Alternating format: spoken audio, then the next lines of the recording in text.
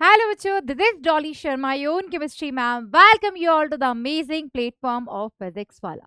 So, नमस्कार, सत श्री अकाल, अस्सलाम वालेकुम, राधे राधे, जय श्री राम, जय माता दी।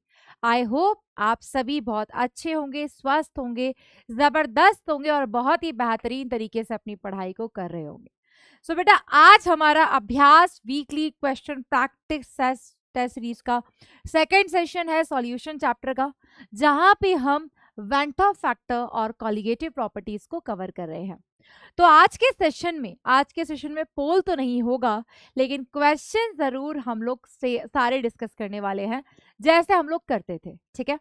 सो मेरे प्यारे बच्चों, सॉल्यूशन चैप्टर की अगर हम बात करें तो यहां से दो मेजर पोर्शन है बेटा, जहां से सवाल आने के चांसेस होते हैं।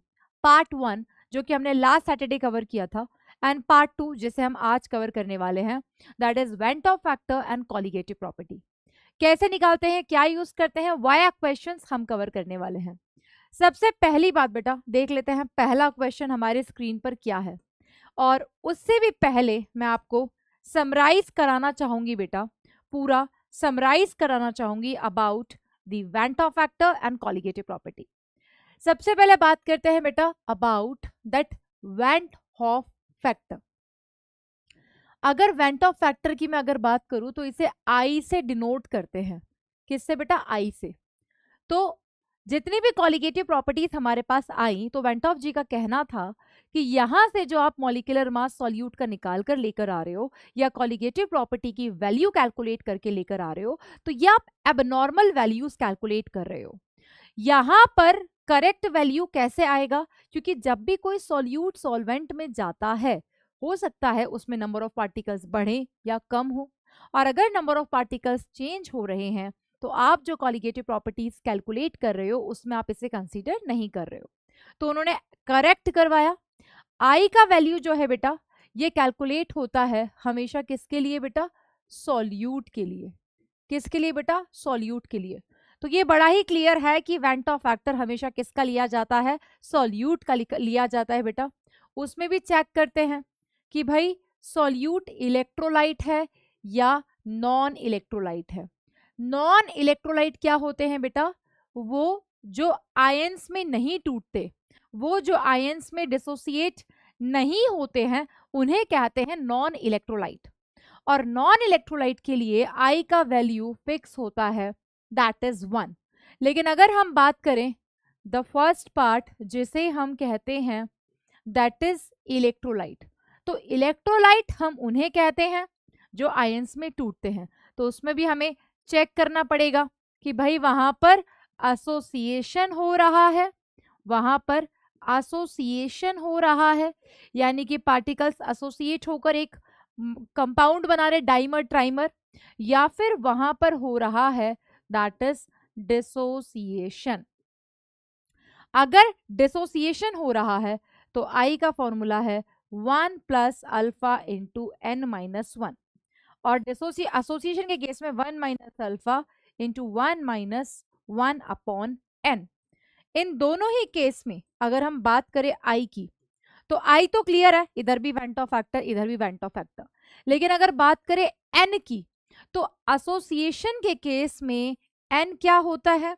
एन होता है बेटा वो नंबर ऑफ पार्टिकल्स जो एसोसिएट होकर एक कंपाउंड बना रहे हैं। सो एन होता है बेटा number of particles, number of particles that associates, जो कि एसोसिएट हुए हैं, that associates to form a compound, that associates to form a compound.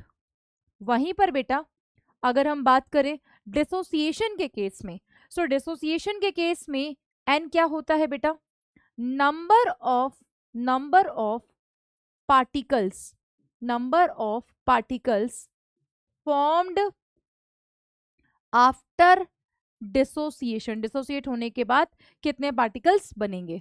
Alpha क्या है बेटा? Degree of association, degree of dissociation. ये क्वेश्चन में गिवन होगा। अगर क्वेश्चन में गिवन नहीं है तो बाय डिफॉल्ट हम अल्फा 100% मान के चलेंगे, और जब जब अल्फा 100% होगा, आई सीधा सीधा एन के बराबर हो जाएगा। जब जब अल्फा 100% होगा। तो अगर क्वेश्चन में डिग्री ऑफ एसोसिएशन या डिसोसिएशन गिवन नहीं है तो हम सीधे इसे 100% मान लेंगे। यहां से आप आई कैलकुलेट कर सकते हो। आई के बाद बेटा अगर मैं बात करूं चारों कॉलिगेटिव प्रॉपर्टी की, so we are having 4 colligative properties. Colligative properties उन प्रॉपर्टीज को बोलते हैं जो कि अमाउंट पे डिपेंड करती हैं, नेचर पे डिपेंड नहीं करती हैं। अमाउंट, मात्रा, नंबर ऑफ पार्टिकल्स पे डिपेंड करती हैं। So we are having 4 colligative property. Number 1 is RLVP, जिसे हम बोलते हैं relative lowering in vapour pressure, that is RLVP. Number 2 elevation in boiling point. Number 3 depression in freezing point. And number 4 that is pi, जिसे हम कहते हैं osmotic pressure. So we are having these 4 types of colligative property, है ना। इन चारों colligative property की अगर मैं मैथमेटिकल पार्ट की बात करूं जहां से सवाल आ सकता है, सारे की पॉइंट्स मैं आपको लिख देती हूँ। RLVP की अगर बात की जाए तो RLVP stands for relative lowering, कितना वेपर प्रेशर में डिक्रीमेंट हुआ इन वेपर प्रेशर। सो मेरे प्यारे बच्चों, पहली 3 कॉलिगेटिव प्रॉपर्टी जो हैं वो सेम कंसेप्ट पे बेस्ड हैं कि जब भी एक नॉन वोलेटाइल सॉल्यूट को, नॉन वोलेटाइल सॉल्यूट जिसका वेपर प्रेशर 0 होता है, उसे जब वोलेटाइल सॉल्वेंट में मिलाते हैं तो उसका सॉल्यूशन का वेपर प्रेशर घटता है, उसे कहते हैं लोवरिंग इन वेपर प्रेशर। जब उसे इनिशियल वेपर प्रेशर से कंपेयर कर देते हैं तो उसे कहते हैं relative lowering in vapour pressure. Delta TB stands for elevation in boiling point. That is stands for depression in freezing point. और pi stands for osmotic pressure. जो मैथमेटिकल रिलेशंस यहाँ से डिराइव होकर आए थे वो क्या थे बेटा? That RLVP relative lowering in vapor pressure, that is P naught A minus PS upon P naught A बराबर IXB।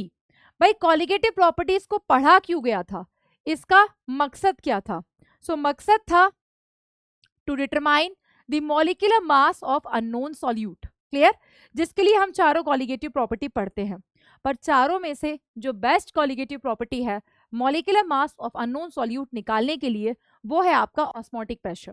क्योंकि जब आपने ध्यान दिया होगा एलिवेशन इन बॉइलिंग पॉइंट या डिप्रेशन इन फ्रीजिंग पॉइंट के न्यूमेरिकल्स को आप करते हो तो या तो आता है टेम्परेचर 0 से कम या टेम्परेचर आता है 100 डिग्री से ज्यादा सॉल्यूशन का, तो वो मेंटेन करके चलना मुश्किल है। नेक्स्ट अगर बात करें बेटा elevation in boiling point, so what is the formula? कोई भी फॉर्मूला, कोई भी सवाल हो, ये फॉर्मूला तो यूज होगा ही होगा, that is elevation in boiling point. Depression in brazing point, delta TF बराबर IKFM। कौन सी चीज क्या डिनोट कर रही है अभी बता देते बेटा। नेक्स्ट ऑस्मोटिक प्रेशर बराबर ICRT। सो यहाँ पे कौन सी चीज क्या डिनोट कर रही है बेटा, मैं आपको वर्बली बता रही हूँ, आप चाहे तो लिख भी सकते हैं। सबसे पहले बात करते हैं that is relative lowering in vapour pressure का RLVP। बेटा P not A vapour pressure of solvent, अगर क्वेश्चन में सॉल्वेंट वाटर है बाय डिफॉल्ट बेटा सॉल्वेंट का वेपर प्रेशर कितना होता है 1 atm, जो कि रूम टेम्परेचर पे वेपर प्रेशर होता है। PS is the vapour pressure of solution, P not A vapour pressure of solvent, I Vento factor, XB mole fraction of solute बराबर moles of solute upon moles of solute plus moles of solvent.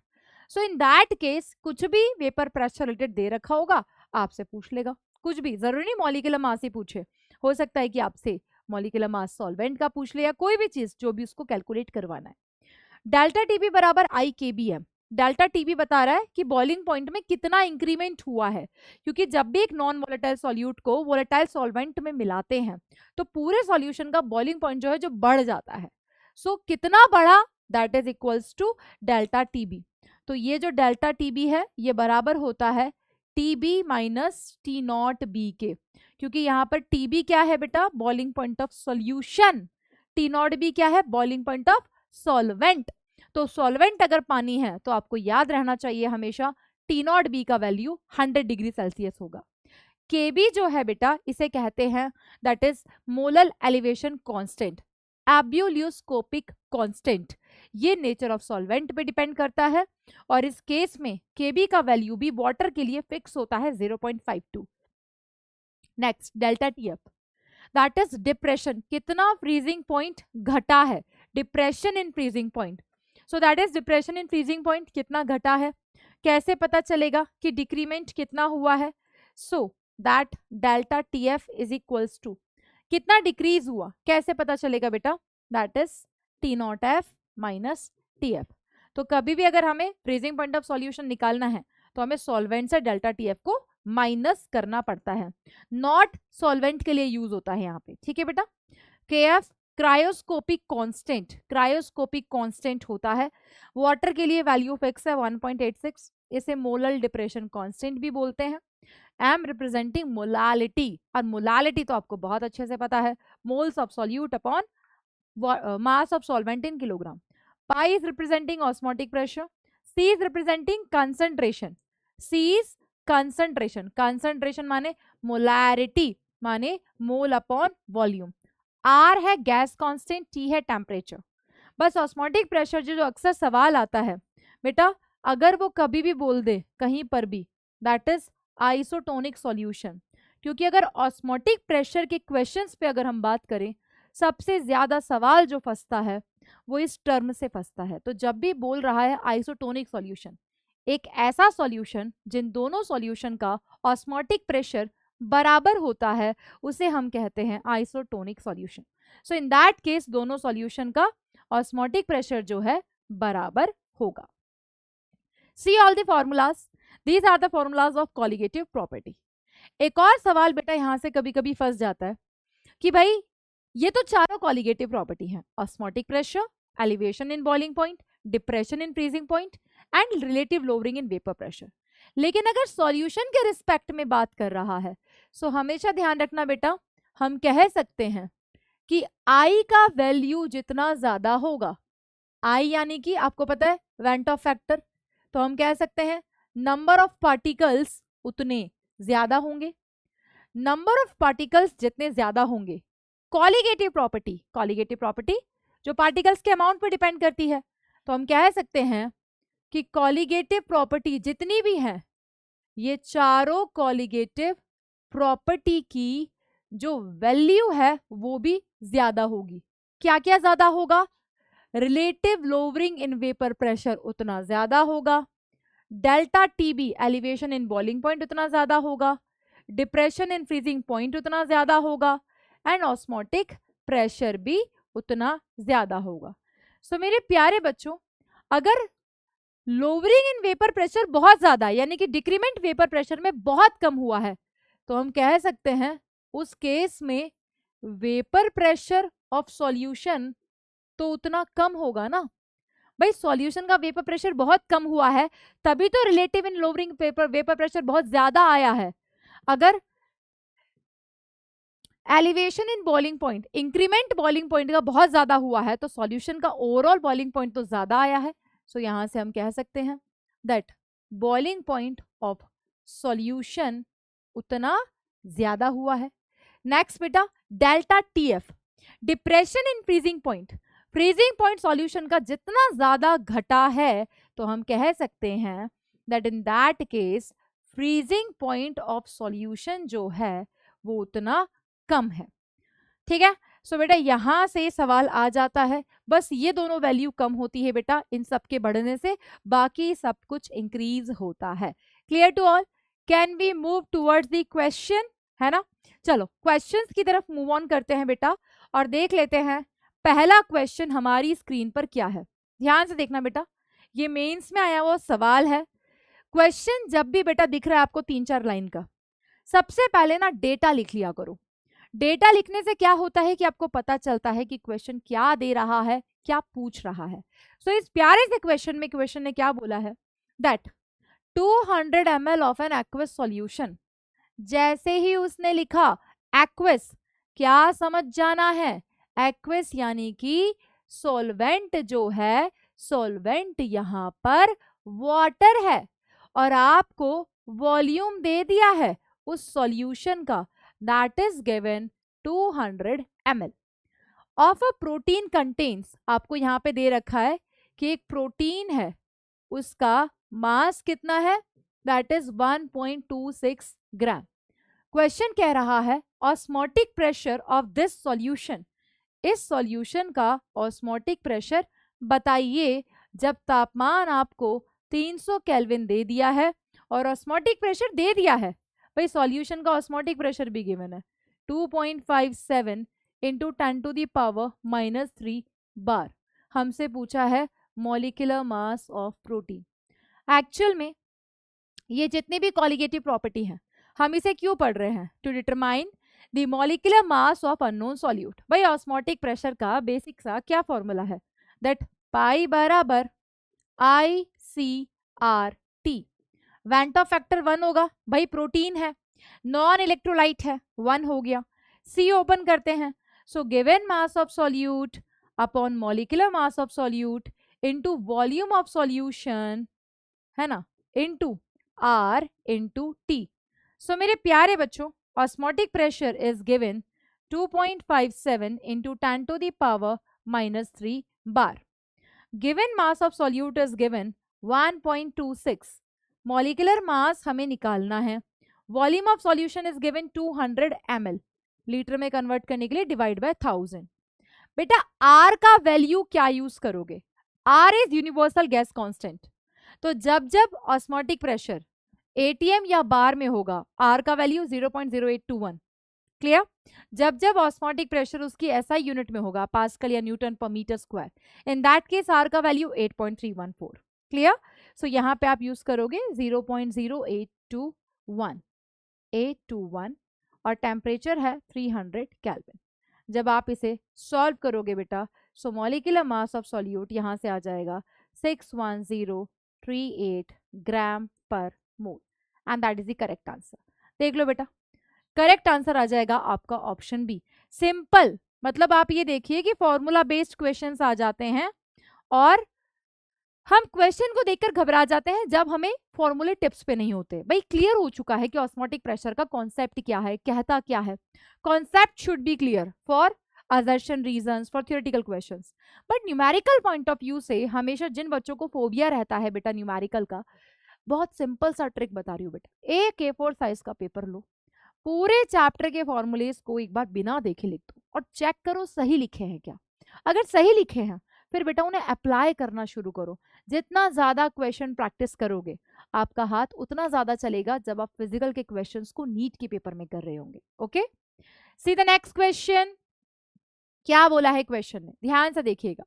Question ने कहा है the mass of glucose, जो glucose का मास है, required to dissolve to prepare 1 liter of its solution which is isotonic। भाई glucose का एक सॉल्यूशन है जो कि आइसोटोनिक है। आइसोटोनिक किसके साथ है, 15 ग्राम पर लीटर सॉल्यूशन ऑफ यूरिया के साथ। ध्यान से देखना बेटा, तो इसके बारे में हमें और कुछ नहीं दे रखा है, हमसे मास ऑफ ग्लूकोज पूछा है।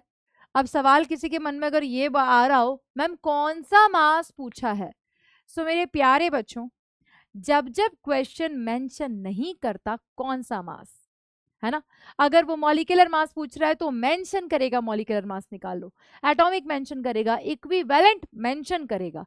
लेकिन अगर वो कुछ भी नहीं दे रहा दैट मीन्स वो उसका W पूछ रहा है, दैट मीन्स वो उसका गिवन मास पूछ रहा है। सो मेरे प्यारे बच्चों glucose is isotonic with urea, यानी कि इसके सॉल्यूशन का ऑस्मोटिक प्रेशर और इसके सॉल्यूशन का ऑस्मोटिक प्रेशर बराबर है, यानी कि C1 को बराबर करना है C2 के साथ। मैम I क्यों नहीं लिख रहे हो, भाई यूरिया और ग्लूकोज दोनों ही नॉन इलेक्ट्रोलाइट है, I का वैल्यू 1 हो जाएगा। So here given mass of solute that we have to calculate, molecular mass of glucose 180 से 6H12O6, वॉल्यूम ऑफ सॉल्यूशन कितना दिया है 1 लीटर बराबर 15 ग्राम पर लीटर का मतलब क्या है बेटा, that mass of urea is 15 gram which is present in 1 litre of solution. So given mass हो गया 15, मोलर मास यूरिया का होता है 60, वॉल्यूम हो गया 1। देख लो बेटा यहां से गिवन मास कितना आ रहा है, ये इससे cancel, 6 3 18, 15 3 45, and correct answer here will become that is option D. देख लीजिए बेटा, क्लियर है एकदम सिंपल। आइसोटोनिक वर्ड यूज किया है, दैट मीन्स दोनों का ऑस्मोटिक प्रेशर बराबर कर दो। Basic concept, basic numerical.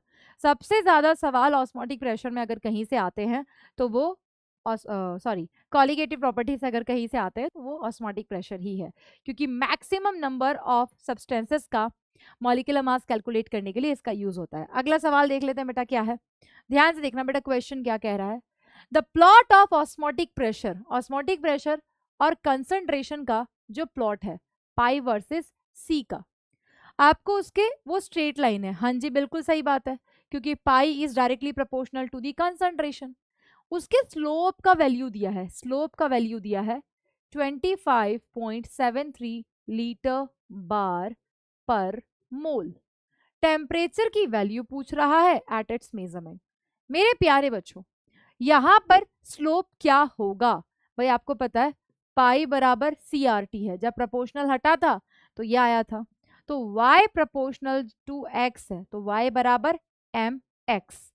अगर यहाँ पर y एक्सिस पर ये है, x एक्सिस पर ये है, तो फिर आपका स्लोप, जो आपका स्लोप है वो किसके बराबर हो गया बेटा, r इंटू टी।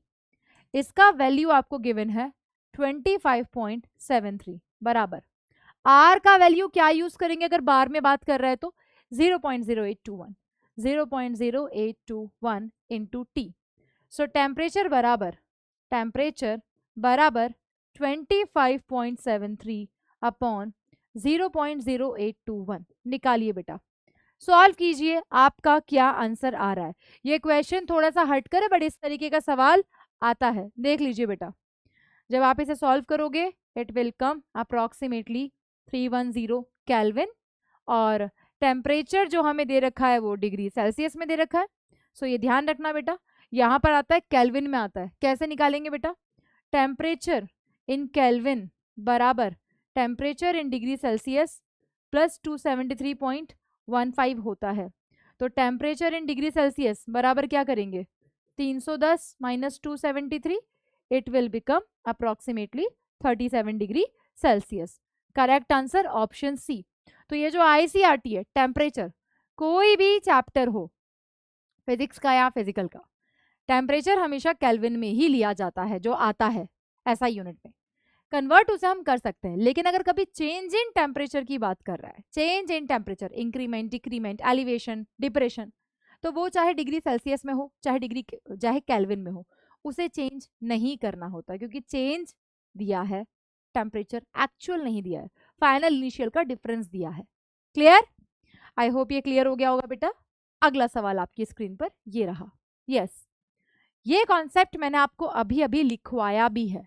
क्या बोला है क्वेश्चन में, इनमें से कौन, which among the following, which among the following aqueous solution of electrolyte will have minimum elevation in boiling point, सबसे कम डेल्टा टीबी किसका होगा। डेल्टा टीबी एक कॉलिगेटिव प्रॉपर्टी है जो कि किसके बराबर होता है, डेल्टा टीबी बराबर IKBM। वेंटा फैक्टर पे डिपेंड करेगा, एम पे डिपेंड करेगा, भाई केबी तो सबके लिए कांस्टेंट होगा, क्योंकि एक्वेस सॉल्यूशन बोला है तो सबके लिए सॉल्वेंट तो वाटर है, तो जब सॉल्वेंट फिक्स है तो केबी भी फिक्स होगा।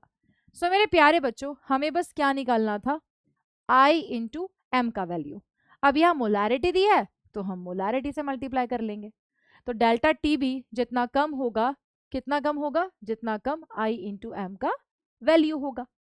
So what is I, Vanta factor, what is M, molarity. निकाल लेते हैं बेटा, किसका कितना आ रहा है, इसका कितना आ रहा है, ये इसका मोलारिटी दिया तो 0.05। बेटा यहाँ पर अल्फा का जिक्र हुआ है नहीं, डिग्री ऑफ डिसोसिएशन का जिक्र हुआ है नहीं। जब जब डिग्री ऑफ डिसोसिएशन नहीं दे रखा, अल्फा हमेशा 1 यूज करना है, यानी कि I N के बराबर होगा। तो NaCl टूटेगा तो कितने पार्टिकल्स बनाएगा, भाई NaCl टूटेगा तो 2 ही पार्टिकल्स बनाएगा, Na प्लस Cl माइनस, सो कितना आ गया 0.10। नेक्स्ट, तो 0.1 इंटू 2 कितना आ गया 0.2। इसको देखो बेटा, 0.1 इंटू 2 कितना आया 0.2। इसको देखो 1 इंटू 2 कितना आया 2। सबसे कम वैल्यू किसकी है, option A, so that is the correct answer. भाई जब भी कोई इलेक्ट्रोलाइट टूटता है तो कैटायन और एनायन बनाता है, उनका number of ions he number of particles है। वो पार्टिकल का नंबर जितना ज्यादा that will be the delta T भी उतना ज्यादा। क्लियर है? हम कैसे निकाल रहे हैं बेटा, MgSO4 कैसे टूटा है, भाई तोड़ना तो आता है ना बेटा सबको, कैसे टूटते हैं ये टूटता है Mg+2SO4-2। किसी भी कंपाउंड का फॉर्मूला कैसे बनता है उसके बेसिस पर हम इसको निकाल सकते हैं। जैसे AXBY है, कैसे टूटता है मेरे प्यारे बच्चों, X दो चीजें बताता है, A का number as well as B का चार्ज। आगे हमेशा कैटायन होता है, बाद में हमेशा एनायन होता है। तो ये टूटता है XA की पावर +y प्लस YB की पावर -x। देख लो बेटा ध्यान से, क्लियर टू ऑल है ना। डिस्कस कर लेते हैं बेटा last question of today session. क्या कह रहा है सवाल, देखो ध्यान से, सॉल्व करो, है ना। And this question is based on freezing point, है ना। So these are very important colligative properties बेटा, चारों कॉलिगेटिव प्रॉपर्टीज में से osmotic pressure, depression in freezing point, elevation in boiling point, वहां से सवाल आते हैं। क्या बोला है बेटा क्वेश्चन ने, देखना ध्यान से। दैट क्वेश्चन ने कहा है अ सॉल्यूशन ऑफ सुक्रोज, उसका मॉलिक्यूलर मास दे दिया, सुक्रोज बोलते हैं बेटा C12H22O11 को, हैज बीन प्रिपेयर्ड, कैसे बनाया गया इसे, है ना, यूज किया है, इसका गिवन मास दिया है 68.5 ग्राम, उसको डिसॉल्व किया है 100 ग्राम पानी, 1000 ग्राम पानी में, मास ऑफ सॉल्वेंट दे दिया, हमसे फ्रीजिंग पॉइंट ऑफ सॉल्यूशन पूछा है, दैट्स इट। हमसे डिप्रेशन इन फ्रीजिंग पॉइंट नहीं पूछा, फ्रीजिंग पॉइंट ऑफ सॉल्यूशन पूछा है। बेटा डेल्टा TF जो होता है बराबर होता है T0F माइनस TF के। Delta TF depression in freezing point, T0F freezing point of solvent. यहाँ पे सॉल्वेंट कौन है, यहाँ पे सॉल्वेंट पानी है, और पानी का फ्रीजिंग पॉइंट कितना होता है 0 डिग्री सेल्सियस। तो इसे पुट करके TF आ जाएगा, पर पहले निकालते हैं delta TF। Delta TF equals to delta TF बराबर IKFM। I is van't Hoff factor, sucrose के लिए वेंटो फैक्टर हो गया 1, वाटर के लिए KF का वैल्यू फिक्स है 1.86। मोलालिटी क्या होता है बेटा, given mass of solute upon molecular mass of solute into mass of solvent in kilogram में कन्वर्ट करने के लिए डिवाइड बाय 1000। देख लो बेटा ध्यान से, यहां से इसको सॉल्व करेंगे तो आपके पास यहां से क्या आ जाएगा बेटा, यहां से आपके पास वैल्यू आ जाएगा डेल्टा TF का 1.86 इंटू 68.5 अपॉन 342। जब आप इसे सॉल्व करोगे तो आपके पास आ जाएगा approximately that is 0.372 degree Celsius. देख लो बेटा, ये जो आपके पास आया है that is the freezing point, depression in freezing point. अक्सर क्या होता है बेटा, ये ऑप्शन में दे रखा होता है और बच्चे मार्क कर देते हैं आंसर। ये गलती हो जाती है, सॉल्व करते करते बच्चे भूल जाते हैं कि क्वेश्चन पूछ क्या रहा है। क्वेश्चन आपसे फ्रीजिंग पॉइंट ऑफ सॉल्वेंट पूछ रहा है, सो फ्रीजिंग पॉइंट ऑफ सॉल्वेंट बराबर डेल्टा, क्या करेंगे बेटा TF निकालना है, तो इस केस में T0F minus delta TF। T0F 0 degree Celsius, delta TF 0.372, answer will become minus 0.372 degree Celsius. So correct answer here will become option B. I hope अब क्लियर हो गया होगा सभी को। देख लो बेटा ध्यान से। इस तरह के सवाल आते हैं बेटा, है ना। तो कोई भी फिजिकल केमिस्ट्री का चैप्टर हो, कोई भी, बहुत इजी ट्रिक्स होती हैं, बहुत इजी है। लेकिन हम फिजिकल केमिस्ट्री को टफ बना लेते हैं उसको अप्रोच ना करके। जब आप डिसाइड कर लोगे कि यार हमें कॉन्सेप्ट समझ में आ गया है, ना एक A4 शीट उठाओ, उस पर सारे फॉर्मूलेज लिखो, रिकॉल करो, रिवीजन करो। जब तक वो टिप्स पे याद नहीं है फॉर्मूला क्वेश्चन मत करो। But this is just like that, अगर आप डॉक्टर बनते हो और आपको किसी का ऑपरेशन करना है तो आपको स्टेप्स याद होनी चाहिए।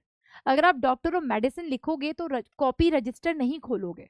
हम लोग की हैबिट रहती है कॉपी रजिस्टर खोल के न्यूमेरिकल करने का, फिर पेपर में हमें स्ट्राइक नहीं करता। तो क्लियर है बेटा, पहले फॉर्मुलेज का एक चार्ट बनाइए, रिवीजन कीजिए, फिर अपना पेन चलाइए, क्वेश्चन ट्राई कीजिए। ठीक है, सो मिलेंगे नेक्स्ट क्लास में, है ना, नए चैप्टर के साथ नेक्स्ट सैटरडे, है ना। तब तक के लिए all the very best, stay motivated. ये लिखना बहुत जरूरी है क्योंकि आज के टाइम में खुद को ही मोटिवेट करना बहुत जरूरी है, क्योंकि पूरी दुनिया तैयार खड़ी है आप लोग, आप पर उंगली उठाने के लिए, चाहे वो आपके रिश्तेदार हो या दोस्त हो। ठीक है, all the very best, tata bye bye, have a good day.